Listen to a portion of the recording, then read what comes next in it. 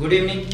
आज अपन पढ़ेंगे चौथा चैप्टर जिसमें नाम है दिमागी कसरत। और दिमागी कसरत में सबसे जो पहला टॉपिक आपका आता है वो है विभाजकता का नियम। इस चैप्टर में क्या क्वेश्चन बनते हैं वो मैं आप लोगों को समझा दूंगा। और ये चैप्टर बहुत ही इंपॉर्टेंट चैप्टर है क्योंकि आगे आपके काम आएगा। ये कैलकुलेशन के लिए लिहाज से ये बहुत ही ज़्यादा इंपॉर्टेंट चैप्टर है। पूरी पढ़ने की कोशिश करें, आप लोग अच्छे से पढ़ाई करें। आपको जो भी सारी जानकारियाँ हैं वो मैं आप लोगों को बता रहा हूँ इसमें, और शानदार तरीके से बता रहा हूँ। आप लोग पढ़ें इसको रेगुलरली। देखें इसमें क्या कह रहा है। सबसे पहला जो मैं दो नियम आपको साथ में पढ़ा रहा हूँ। पहला जो नियम पढ़ा रहा हूँ आप लोगों को वो है 2 से विभाजकता का नियम, और दूसरा पढ़ेंगे अपन 3 से विभाजकता का। इन दोनों के बारे में अपन को जानकारी लेंगे, ठीक है। एक तो है आपका 2 से विभाजकता का नियम और दूसरा है आपका 3 से विभाजकता। अब देखें 2 से विभाजकता का नियम क्या होता है। मैं पहले परिभाषा लिख रहा हूं, ध्यान से समझने की कोशिश करें।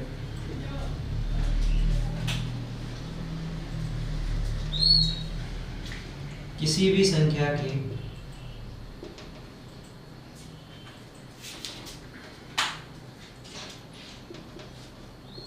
इकाई का अंक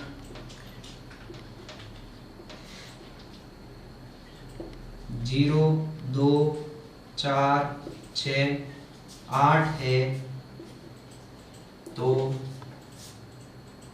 वह संख्या 2 से पूरी बार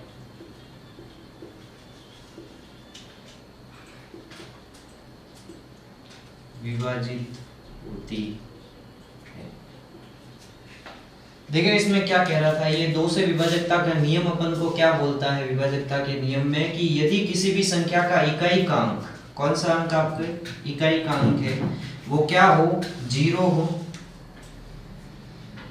या 2 हो, 4 हो, 6 हो या 8 है, तो वह संख्या आपके 2 से पूरी बार विभाजित होगी। उदाहरण के तौर पे मैं आप लोगों को बोल दूं कि अगर मैं इसका उदाहरण बताऊं तो उदाहरण में सपोज पहला उदाहरण ले रहा हूं मैं कि 2, 8, 7, 9, 5 और यहाँ दे दिया 4। दूसरा उदाहरण देंगे अपन तो इसके अंदर मैंने ले लिया आपका 3, 8, 7, 9 और 6। तीसरा उदाहरण लें अपन तो ले लेते हैं 5, 8, 9, 7 और 2।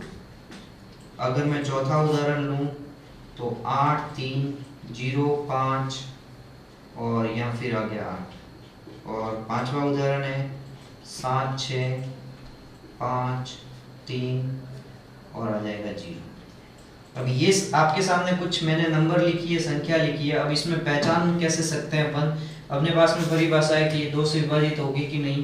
तो कह रहा है कि किसी भी संख्या के इकाई का अंक क्या हो, 0 हो, 2 हो, 4 हो, 6 हो या 8 हो, तो वह संख्या 2 से पूरी बार विभाजित होती है। इसके इकाई का अंक कितना है, 4 है। ये इकाई का अंक है। इकाई का अंक कितना है आपका, 4 है। इसका मतलब वो 2 से पूरी बार विभाजित होगी, 2 से विभाजित होगी। अगर मैं बात करूं इसकी तो इसका इकाई का अंक कितना है, तो आप लिखोगे कि 6 है, तो ये भी 6 भी आपका 2 से विभाजित होगा।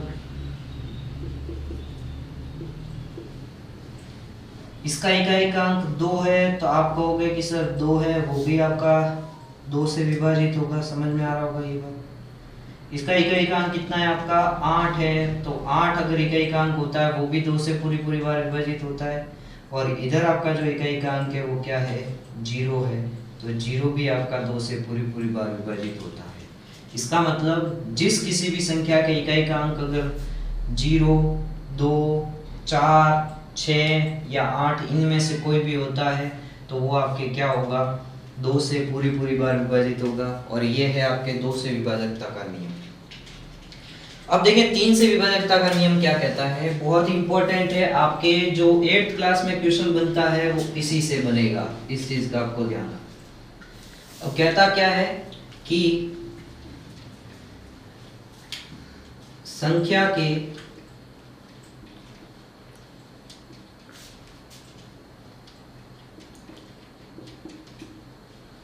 अंकों का योग करने पर बनी संख्या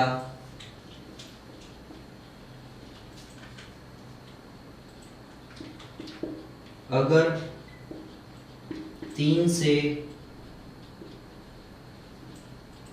विभाजित होती है तो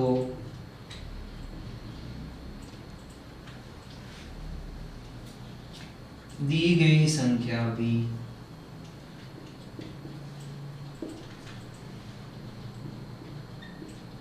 तीन से पूरी बार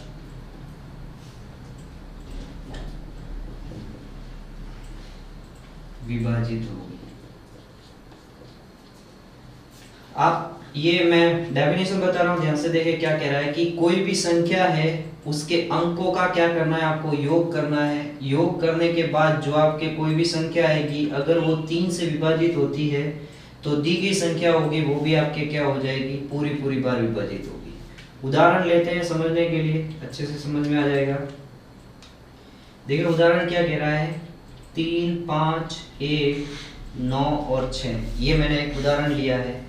इस उदाहरण को समझने की कोशिश करें। सबसे पहले क्या बोला था इसने, संख्या के अंकों का योग। तो ये संख्या दे रखी है, इसके अंकों का योग करूंगा तो 3 + 5 + 1 + 9 + 6।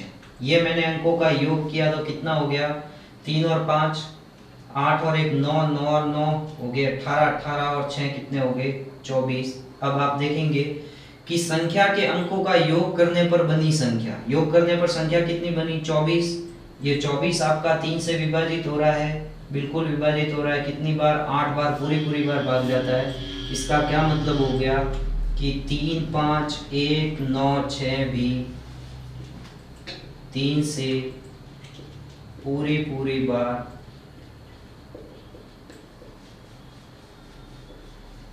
विभाजित होगा। ये बात समझ में आ रही होगी।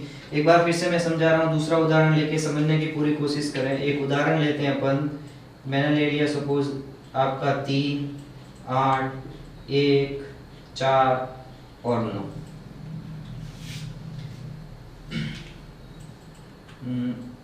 एक ले लेते हैं अपन 2 और।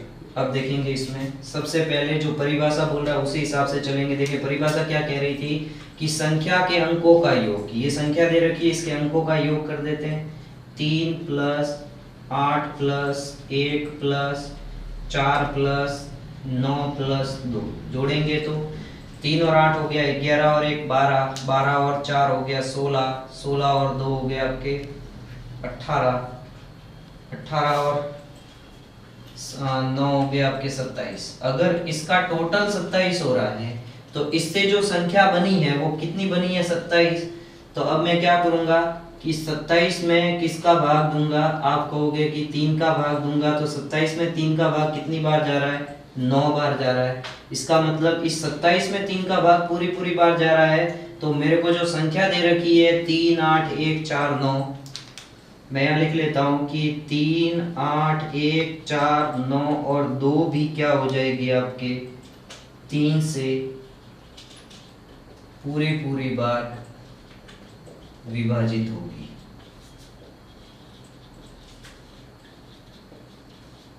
ठीक है, दोनों नियम को मैं वापस आपके सामने रिपीट कर रहा हूं, ध्यान से समझने की कोशिश करें। पहला नियम क्या था विभाजकता के नियम में, जिसमें पहला नियम था आपका 2 से विभाजकता का नियम। 2 से विभाजकता का नियम आपको क्या कहता है कि कोई भी संख्या दे रखी है, इसके इकाई का अंक अगर 0, 2, 4, 6 और 8 है तो वह संख्या 2 से पूरी बार विभाजित होगी।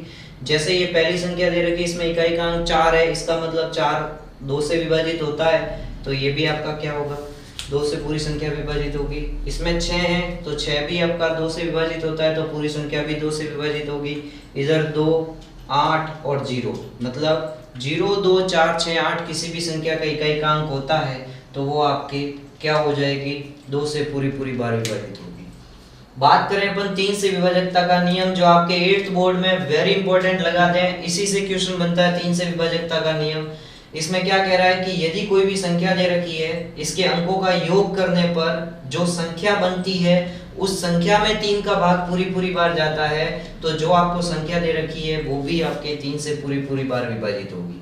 उदाहरण के तौर पे मैंने आपके सामने ये संख्या रखी थी, इसके अंकों का योग किया तो अंकों का योग 24 बना। अगर इस 24 में 3 का भाग पूरी पूरी बार जा रहा है, इसका मतलब जो आपको संख्या दे रखी है वो भी 3 से पूरी पूरी बार विभाजित होगी। जो संख्या दे रखी है इसके पहले अंकों का योग करो, अंकों का योग करने के बाद जो संख्या आ रही है उसमें 3 का मैं भाग दूंगा, तो उस संख्या में अगर 3 का भाग पूरी पूरी बार जाता है तो आपके जो दी गई संख्या है वो भी आपके पूरी पूरी बार विभाजित होगी। तो ये 2 और 3 से जो विभाजकता का नियम मैंने आपको समझा दिया। अब अपन पढ़ेंगे 4 और 5 के विभाजकता का नियम।